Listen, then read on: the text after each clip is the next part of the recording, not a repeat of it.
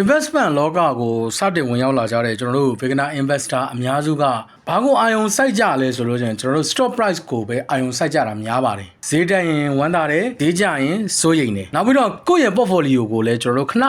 ဖွင့်ပြီးတော့ကြီးတတ်ကြတယ်ဒါပေမဲ့လို့အတွေ့အကြုံရင်းတဲ့ investor ကြီးတွေကဘာကိုအဓိကထားကြည့်ကြတော့ဆိုလို့ချင်းကျွန်တော်တို့ဒီ stock တစ်ခုရဲ့ဈေးနှုန်းဆိုတာတက်အဲ့ဒီလုပ်ငန်းရဲ့အခြေအနေကိုပို့ပြီးတော့ကြည့်ကြပါတယ်stock price ဆိုတာက market ရဲ့သဘောတဘာဝကိုဖော်ပြတဲ့ကိန်းဂဏန်းတစ်ခုအနေနဲ့ပဲဖြစ်ပါတယ်ဒါပေမဲ့လို့ဒီ company ရဲ့တန်ဖိုးကိုတော့အဲ့ဒီ company ရဲ့ဝင်ငွေအဲ့ဒီ company ရဲ့အမြတ်စွန်းအဲ့ဒီ company ရဲ့ရှင်ပြိုင်နိုင်စွမ်းနဲ့အနာဂတ်တိုးတက်မှုကအဆုံးဖြတ်ပေးပါတယ်ကျွန်တော် beginner investor တွေအများဆုံးမှားရတာကဒီ volatility နဲ့ကျွန်တော်တို့ risk ကိုတူတယ်လို့ထင်တာပါ volatility ဆိုတာကကျွန်တော်တို့ဈေးနှုန်းအတက်အကျဖြစ်ပြီးတော့ risk ဆိုတာကတော့ဒီကိုရင်းနှီးမြှုပ်နှံထားတဲ့ကိုယ့်ရဲ့ရင်းနှီးငွေလေးတွေဆုံးရှုံးသွားနိုင်ခြင်းကိုဆိုလိုတာဖြစ်ပါတယ်ဒီနှစ်ခုကတူညီတဲ့အရာမဟုတ်ပါဘူးcompany ကောင်းတစ်ခုရဲ့ကျွန်တော်တို့ stock price ကရေတိုမှာ10%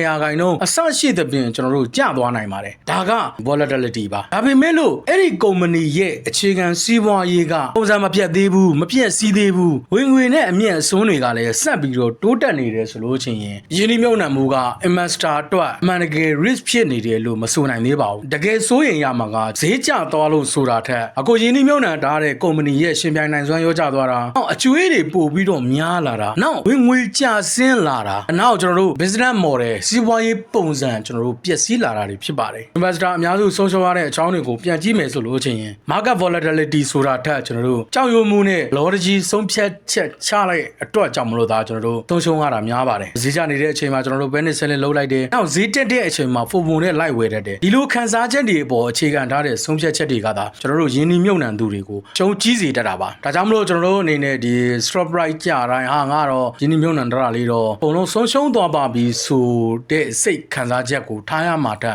ငါ့ကိုယင်းနှီးမြှုပ်နှံထားတဲ့လုပ်ငန်းကအရင်လိုပုံမှန်ပဲကောင်းနေသေးရလားဒီကုမ္ပဏီရဲ့အနာဂတ်တိုးတက်မှုကမပြောင်းလဲသေးဘူးလားဒါတွေကိုကျွန်တော်တို့အရင်ဆုံးလေ့လာဝေဖန်ဆက်စစ်ဖို့လိုပါတယ်ဒီရေတိုဈေးနှုန်းတွေကကိုယ့်ရဲ့စိတ်ခံစားချက်တွေကိုစမ်းသပ်ပါလိမ့်မယ်ဒါပေမဲ့လို့ရေရှည်မှာတော့ကုမ္ပဏီရဲ့အခြေခံအချက်လက်တွေကသာယင်းနှီးမြှုပ်နှံမှုရဲ့ဂျာလက်ကိုအဆုံးဖြတ်ပေးပါလိမ့်မယ်အဲ့တော့ကျွန်တော်တို့အနေနဲ့ဒီဈေးနှုန်းတွေကိုနေတိုင်းကြည့်နေမယ့်အစားကိုပိုင်ထားတဲ့လုပ်ငန်းကိုပိုနားလေအောင်စူးစမ်းပါအဲ့ဒီအလေးချင်းကပဲကျွန်တော်တို့ beginner investor တွေအတွက်အကျိုးရလက်ပို့ပြီးတော့တိုးတက်စေနိုင်တဲ့စနစ်တကျယင်းနှီးမြှုပ်နှံတတ်တဲ့ investor တယောက်ဖြစ်လာစေပါလိမ့်မယ်ဟုတ်ကဲ့ပါဒါကတော့ကျွန်တော်တို့ volatility နဲ့ risk အကြောင်းကိုမျှဝေပေးသွားတာဖြစ်ပါတယ်ထုံးစံတိုင်းပဲကျွန်တော်တို့ပညာပေးအနေနဲ့သာမျှဝေပေးခြင်းဖြစ်ပါတယ်ယင်းနှီးမြှုပ်နှံမှုအတွက်အကြံပေးခြင်းမဟုတ်ပါဘူးယင်းနှီးမြှုပ်နှံမှုတိုင်းကကျွန်တော်တို့ဆုံးရှုံးနိုင်ခြင်း risk လည်းရှိတဲ့အတွက်ကြောင့်မလို့ယင်းနှီးမြှုပ်နှံမှုတစ်ခုလုပ်တော့မယ်ဆိုလို့ချင်းကိုယ့်ရဲ့ကိုယ်ပိုင်ဝေဖန်လေ့လာဆုံးဖြတ်ချက်နဲ့သာယင်းနှီးမြှုပ်နှံမှုလုပ်ဖို့ရအတွက်တိုက်တွန်းချင်ပါတယ်အကျိုးတစုံတရာရလိမ့်မယ်လို့လည်းထင်ပါတယ်အကျိုးတစုံတရာရခဲ့တယ်ဆိုရင်တော့ထုံးစံတိုင်းပဲ comment မှာ yes လို့ရေးပေးခဲ့ပါဦးအဆုံးထိအောင်ကြည့်ရှုပေးခဲ့ကြတဲ့အတွက်လည်းအားလုံးကိုကျေးဇူးအများကြီးတင်ပါတယ်မင်္ဂလာရှိသောနေ့ရက်လေးအဖြစ်ပိုင်ဆိုင်နိုင်ကြပါစေ